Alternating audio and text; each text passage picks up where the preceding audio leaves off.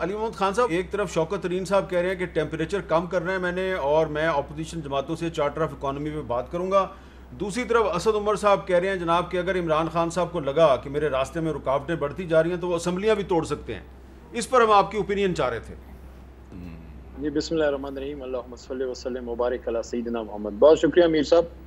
اسد عمر بھائی نے جو بات کی ہے خاص تناظر میں کی تھی.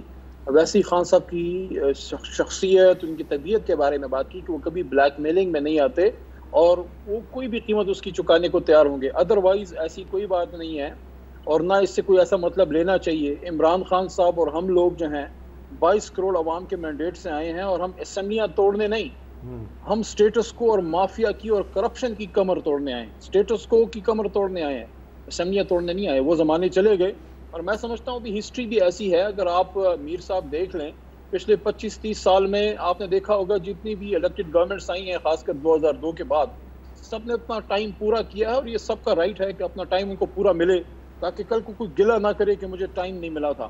میں سمجھتا ہوں کہ انشاءاللہ میں پر امید ہوں کہ جو عمران خان صاحب کے آئیڈیاز ہیں، جو ان کی سوچ ہے، جو ان کے ارادہ ہے، اللہ کی مدد شامل حال رہی، اس میں کامیابی بھی ہوگی. اور 2023 میں انشاءاللہ ایک بار پھر انصاف سرکار.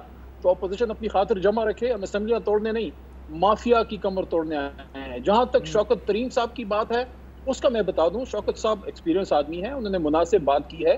اور ابھی حال ہی میں جناب وزیر اعظم صاحب نے خود بھی اپوزیشن کو دعوت دی ہے اور فواد چودھری صاحب نے ایز این انفارمیشن منسٹر ان کی بات کو پہنچایا بھی ہے کہ آئیں آپ بات کریں، الیکٹورل ریفارمز پہ بات کریں، چارٹر آف اکانومی جو ابھی ترین صاحب نے بات کی ہے، شوکت ترین صاحب نے.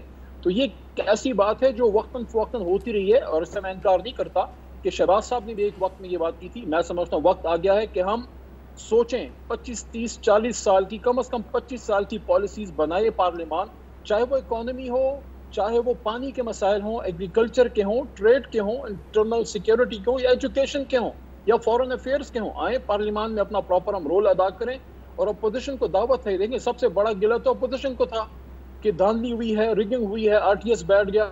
آج جب عمران خان صاحب اور حکومت خود ان کو دعوت دے رہی ہے کہ آئیں لیجسلیشن کریں تاکہ یہ الیکٹورل ریفارمز ہوں اور آئندہ سے کوئی یہ شکایات نہ ہوں. I think now the time is up کہ ہم آئیں اور سنجیدہ لوگوں کی طرف پارلیمنٹ میں یہاں پہ ایک سوال پیدا ہوتا ہے کہ آپ ایک طرف الیکٹورل ریفارمز کی بات کریں، دوسری طرف کل کابینہ جو ہے اس نے الیکشن کمیشن سے متعلقہ 2 آرڈیننسوں کا مسودہ منظور کیا. ایک الیکٹرانک ووٹنگ مشینوں کے حوالے سے، دوسرا اوورسیز پاکستانیز کو ووٹ کا حق دینے کے حوالے سے. تو آپ اس پر اپوزیشن سے مذاکرات نہیں کر رہے، آپ اسمبلی کے ذریعے اس پہ قانون سازی نہیں کر رہے، آپ ڈائریکٹ آرڈیننس منظور کرنے کی تیاری کر رہے ہیں. تو یہ بھی تو تضاد ہے بہت بڑا. میر صاحب یہ بہت اچھا آپ نے سوال کیا ہے اور میں سمجھتا ہوں کہ مناسب وقت ہے کہ میں اس کی کلیریفیکیشن بھی دے دوں as a parliamentary affairs minister کے، کیونکہ سارا امور ادھر پارلیمان میں یہ آتا ہے.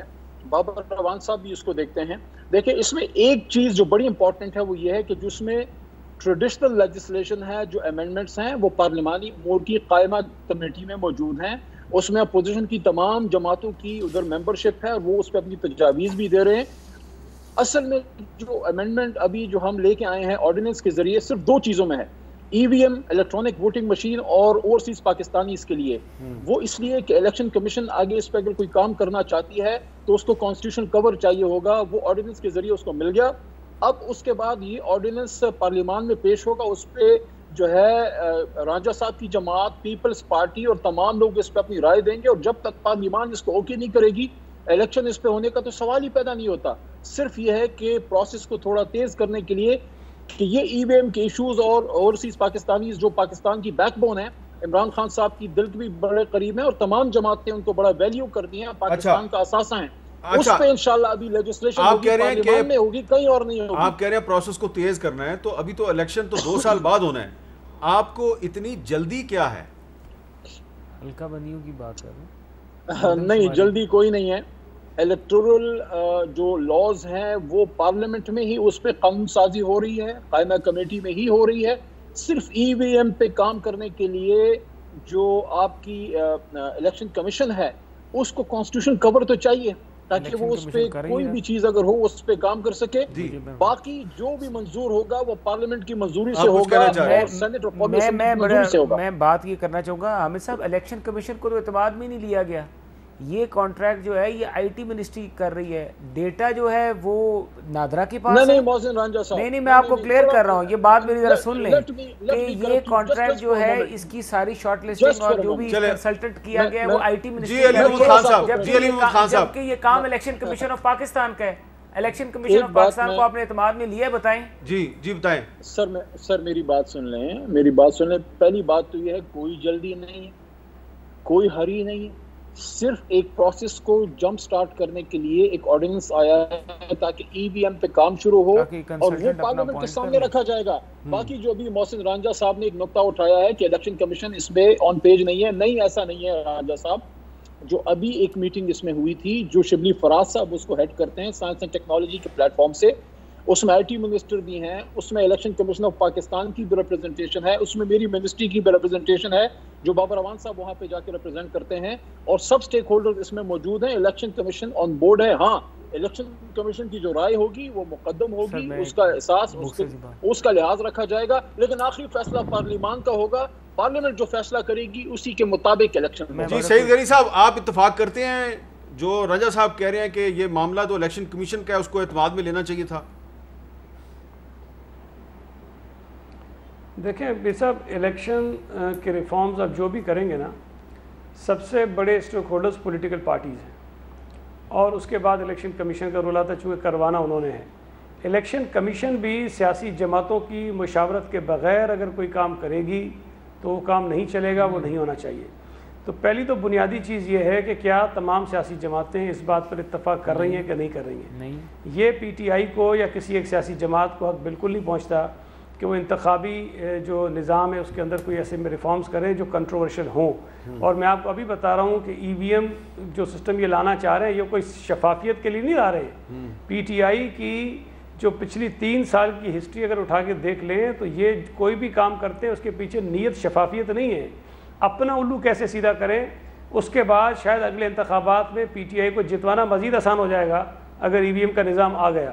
تو یہ دونوں چیزیں جو کر رہے ہیں, چاہے وہ اوورسیز پاکستانیز کا رائٹ آف ووٹ ہو یا ای وی ایم ہو, اس کے پیچھے ان کی نیک نیتی نہیں ہے. اور کوئی بھی کام اچھے سے اچھا کام اگر آپ نیک نیتی سے نہیں کریں گے تو اس کا کوئی فائدہ نہیں ہوگا, نقصان ہوگا. اس میں بہت ڈبیٹ پہلے ہو چکی ہے. میں خود پارلیمنٹری افیئرس کی اسٹینڈنگ کمیٹی کا چیئرمین رہا ہوں, میں الیکٹرل ریفارمز کمیٹی جو پارلیمنٹ کی تھی اس کا ممبر رہا ہوں. یہ اوورسیز پاکستانیز پر بھی بڑی بحث ہوئی ہے, ای وی ایم پہ بھی بہت بحث ہوئی ہے. اوورسیز پاکستانیز کو جو رائٹ آف ووٹ آپ دینا چاہتے ہیں, اس مسئلے کو سمجھنے کی ضرورت ہے. میر صاحب میں 1 منٹ آپ سے لوں گا کہ افتخار چودھری صاحب نے جس ایشو کو اٹھایا, جس کی وجہ سے بہت سارے پاکستانی جن کے پاس ڈیول نیشنلٹی وہ ریزائن کرنا پڑا, وہ یہ تھا کہ آپ کے آئین میں پابندی ہے کہ کوئی ڈیول نیشنل اسمبلی کا ممبر نہیں بن سکتا. میں یہ بات اس وقت سے کہہ رہا ہوں کہ اس آئینی ترمیم کو ختم کرو, ان کو رائٹ دو کہ وہ الیکشن لڑیں. آپ اس طرف تو جان ہی رہے ہیں جہاں سے مسئلہ اٹھائے. آپ آ گئے ہیں کہ جی سارے پاکستانی جو سعودی عرب میں رہتے ہیں, دبئی میں رہتے ہیں اور ملکوں میں رہتے ہیں, ان کو رائٹ آف ووٹ دے دو. مجھے بتائیے کہ میں الیکشن لڑتا ہوں, میرے حلقے کے 10,000 ووٹ اگر سعودی عرب میں رہتے ہیں, ووٹر رہتے ہیں, مجھے یہ حکومت اجازت دلائے گی کہ میں سعودی عرب میں جاؤں, جلسے کروں, میٹنگ کروں, کمپین کروں, لوگوں کو راضی کروں کہ مجھے ووٹ کریں؟ مجھے تو اجازت نہیں ہے. آپ ان ممالک میں آپ کو نام نہیں لینے دیں گے کسی سیاسی سرگرمی کے لیے, آپ جھنڈا نہیں لگا سکتے, آپ کیمپ نہیں لگا سکتے. جہاں آپ کے لاکھوں ووٹر جن ممالک میں کسی سیاسی جماعت کو اجازت نہیں ہوگی جا کے وہ وہاں پہ اپنا کمپین چلائے, ووٹ مانگے, یہ زیادتی ہوگی. آپ اگر اوورسیز پاکستانی کو کچھ کرنا چاہتے ہیں, آپ ان کو اسمبلیوں میں آنے کے لیے ان کی اجازت دیں کہ الیکشن لڑیں, اسمبلیوں کا رکن بنیں, اور اگر کرنا ہے تو ان کے لیے ریزرو سیٹیں رکھیں. اب علی محمد خان صاحب ووٹ کا حق ہے, یہ دنیا میں کتنے ملک ہیں جن کے پاس رائٹ آف ووٹ ہے جو پاکستان صاحب آپ نے جواب دینا ہے, لیکن ایک چھوٹی سی اگر بریک میں لے لوں تو اس کے بعد آپ جواب دے دیجیے گا. بریک کے بعد دوبارہ